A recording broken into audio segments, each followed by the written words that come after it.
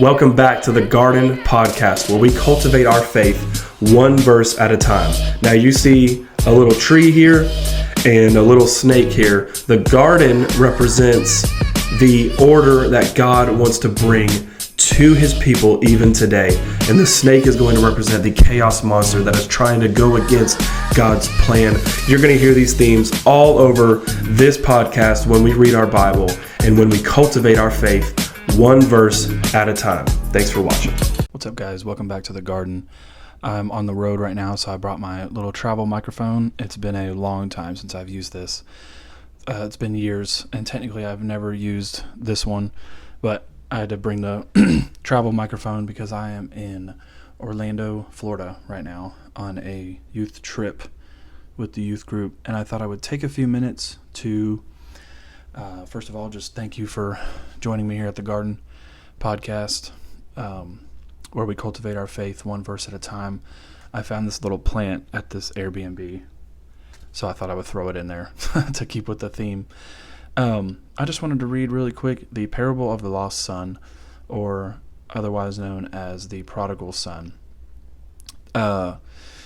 Basically, my first question is, why do you think Jesus used parables?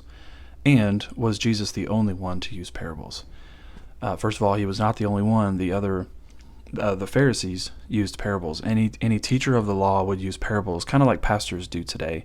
They use stories to help the congregation relate.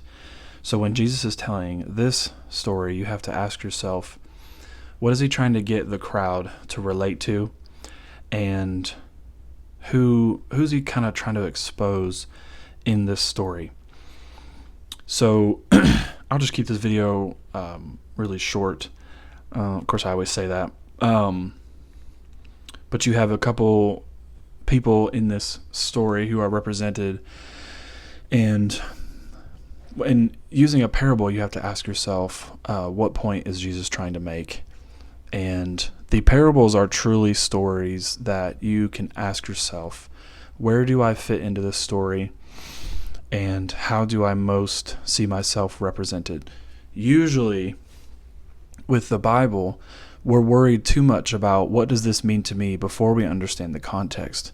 You first of all need to understand the context of these verses before you try to put yourself into them. A really popular verse that's used is Jeremiah 29:11.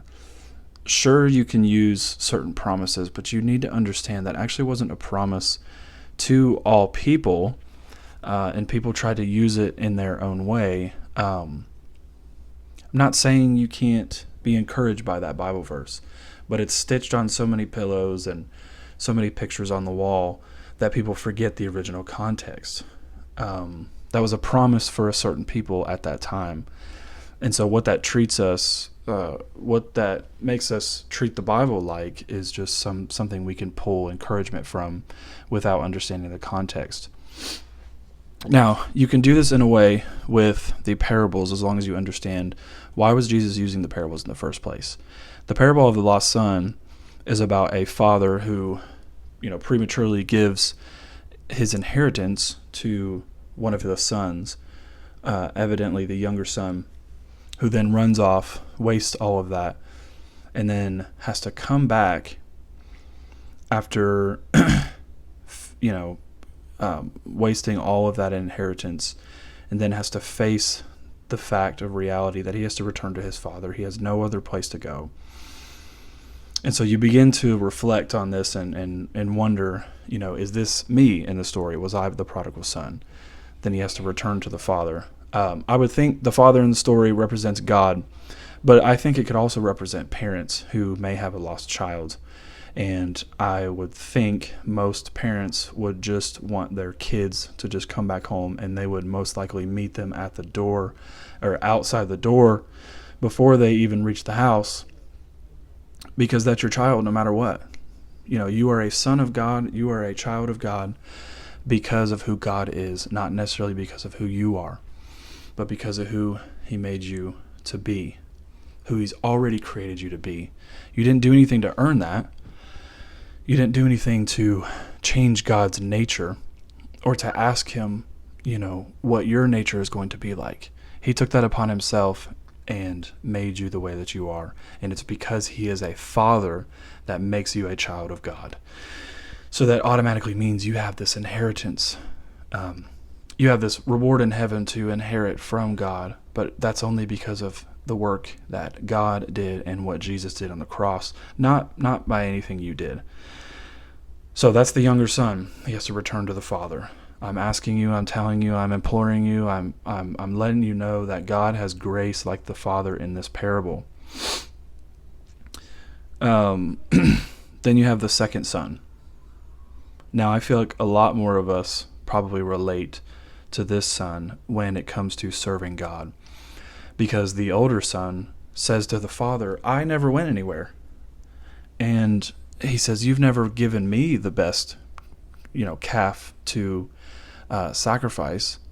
And the father's trying to explain. He's like, look, you don't understand. This father, this son that I thought was dead has now returned, and he is alive again. He was just as good as dead, because he just didn't know, and the son didn't really plan on coming back. And so many of you might ask yourself, that represents me. There might have been a time in your life where you were like, I never planned on coming back to God. I resented all of that stuff. And this father is trying to help the older son understand this, because he said, this younger son, this younger brother of yours was dead to me. Not that God gives up on you, but he's just trying to let you know, let this brother know that he's alive again. And because the father can restore him, he puts the best ring on his hand, wraps him in the best robe, and he doesn't wait for him to come to the door. He runs and meets him out in the field.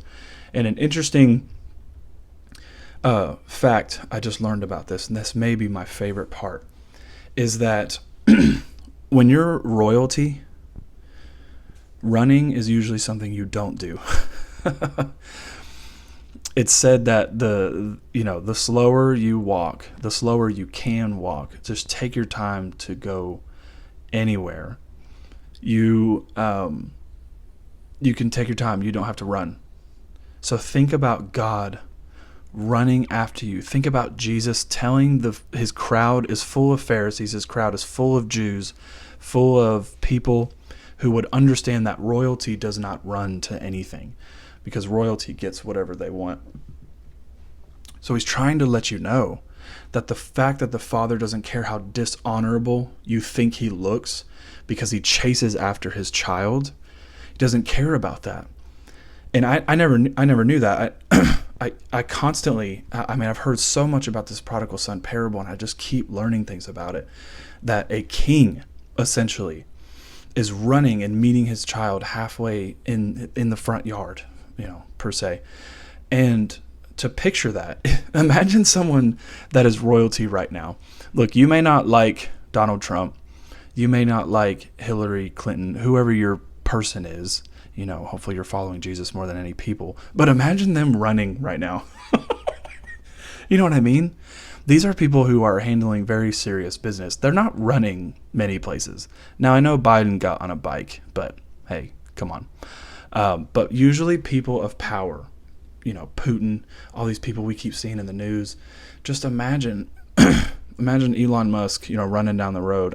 He might run, but imagine not just a light jog either, just taking off, just spiting everything, any self-respect, and taking off towards a son who was lost, who is now restored.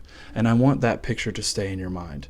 If you become a father one day, if you become a mother one day, how much would you be just overjoyed to know that your child is walking back in your front yard? And I don't think you would just wait for them to check the door handle. I think you would throw that door open and just know, like, I thought they were dead. I thought they would never return, essentially. Not that God thinks and gives up on you and thinks that you're dead. He knows where you are, and he never gives up. It's just the being restored to life. Because if you're separate from the Father, it's like you're experiencing death before actual death. But if you return to God, you can experience eternal life even before getting to heaven. And really, the most truest life is life in God. And so then we get to the other brother. I know I went off on a little thing there, but I thought that was a really, really cool thing. Just picturing God running after us. He may look a certain way to someone, but every other religion has us running to God. But our Jesus says, I am running to you. And I heard a really good quote. I can't remember if it was a song or somebody posted on Facebook. I don't know. Sometimes they have good ones on Facebook. That it's not that Jesus is waiting on you to change and come after him. It's that he is already chasing after you. So if you're running, you're going to stay at a distance from Jesus.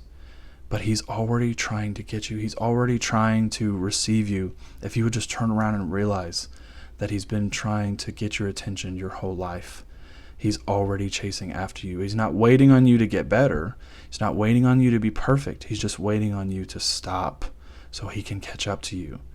Okay? So that's what the prodigal son had to do. The father never lost love for his son. He was just waiting for him to just turn around and realize the father was going to chase after him the whole time. So then you get to the second son, where a lot of us get stuck in religious practice. He says to his father, I never left. Why do I feel like I'm forsaken when your other son, he refers to him, this son of yours, he doesn't say brother, this son of yours ran off and I stayed here the whole time. Why am I not getting this and that? Why am I not getting this awesome party? I've been here the whole time. And the father is basically saying it's not about service. He says, my land and everything was always yours. And so I would almost think he's just on the line of saying, you didn't get this stuff because you didn't ask. You need to realize your position with God. We can approach him boldly, approach the throne of grace boldly because of our position with God, not because of what we've done. You didn't earn that position, but it's because of that position you get to approach him boldly. And I would picture that scenario where the father turns towards the older son and he's like, I know you've been here the whole time. You've had access to all of this. I never forsaken you. All this was always yours. Just ask. And so that's where I'm going to conclude. Are you the older son who just needs to ask and approach him boldly just as much as the prodigal son came back and approached him boldly? He didn't... the father received him just as quickly as the son left because he was ready to forgive him. Or are you in the position of a father or mother who has a child that we can pray for, that you are constantly praying for? Please remember this message. I will have this ready for you at this time. It'll be a couple weeks from now, but I really, really appreciate you guys watching this. I hope you like that detail of the prodigal son. Please keep learning. Please keep growing your faith and cultivating it one verse at a time.